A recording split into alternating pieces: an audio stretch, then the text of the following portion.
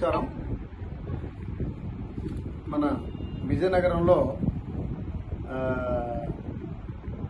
దక్కిన వీధికి చెందినటువంటి భగవాన్ రామ్ అనే అతను ఇచ్చినటువంటి ఫిర్యాదు మేరకు 1 టౌన్ పోలీస్ స్టేషన్లో ఇప్పుడు 22న ఒక కేసు నమోదు చేయడం జరిగింది. ఈ కేసు పూర్వపరాలు ఏంటంటే, ఈ భగవాన్ రామ్ అన్న అతను రాజస్థాన్కి చెందిన అతను. ఆయనేమో మన విజయనగరం వచ్చి ఇక్కడ బిజినెస్ చేసుకుంటున్నాడు.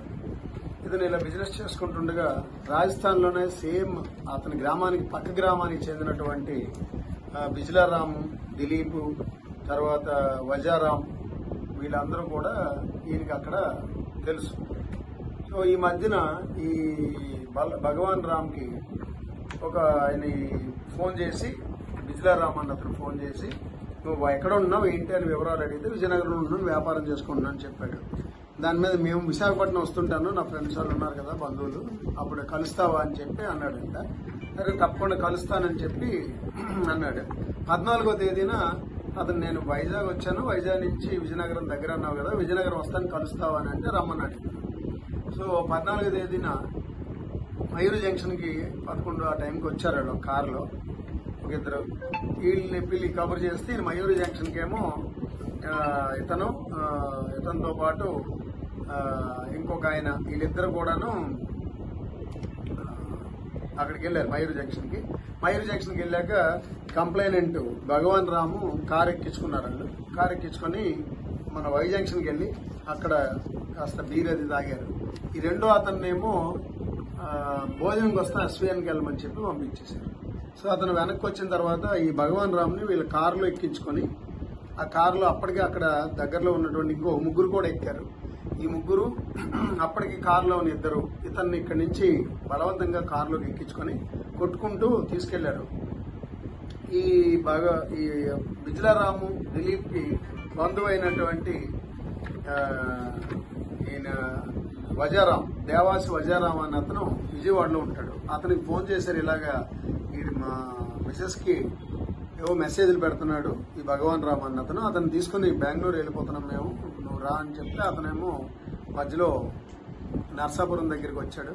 ఈయన కారు కూడా వేసుకొని వచ్చాడు. ఈయన కారులోనే వచ్చిన తర్వాత అక్కడి నుంచి వాళ్ళని ఫాలో అయిన తర్వాత ఒక దగ్గర తణుకు దగ్గర ఒక దగ్గర ఆపి ఇతన్ని రోడ్ సైడ్ ఎవరు లేని నిర్జన ప్రదేశంలోకి తీసుకెళ్లి అక్కడ ఇక్కడి నుంచి కొట్టుకుంటూ వెళ్ళారు. అక్కడ కూడా బాగా కొట్టారు. కొట్టిన తర్వాత వీళ్ళందరూ కలిసి అతన్ని బాగా కొట్టిన తర్వాత యూరిన్ కూడా ఒక బాటిల్లో పోసి ఫోర్స్ఫుల్ గా యూరిన్ కూడా తాగిచ్చారు. ఇదంతా కూడా వీడియో తీశారు. వీడియో తీసిన తర్వాత వాళ్ళ బంధువులకి ఒకరికి ఫోన్ చేస్తే డబ్బులు అడిగారు. డబ్బులు అడిగితే అక్కడ దగ్గరలోన ఒక షాప్ కి వాళ్ళకి మార్వాడీలో ఒక దగ్గర ఉంటే, ఇప్పుడు ఎవరైతే భగవాన్ రామ్ ఉన్నాడో వాళ్ళకి తెలిసిన వాళ్ళు ఒకరు ఉంటే వాళ్ళ దగ్గరికి వెళ్ళి వాళ్ళ దగ్గర ఒక కొంత అమౌంట్ 35,000 రూపాయల అమౌంట్ కూడా తీసుకొని వీడిని బెదిరించి, నువ్వు గనక ఎక్కడైనా చెప్పావంటే నిన్ను చంపేస్తామని బెదిరించి వాళ్ళు ఇతన్ని వదిలేసి వెళ్ళిపోయారు. సరే ఇతను కూడా ఊరుకున్నాడు. ఊరుకొని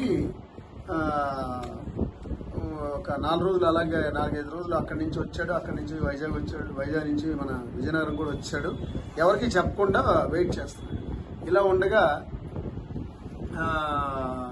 ఈ ఏవైతే వీడియోలు తీశారో అవి వైరల్ చేశారు.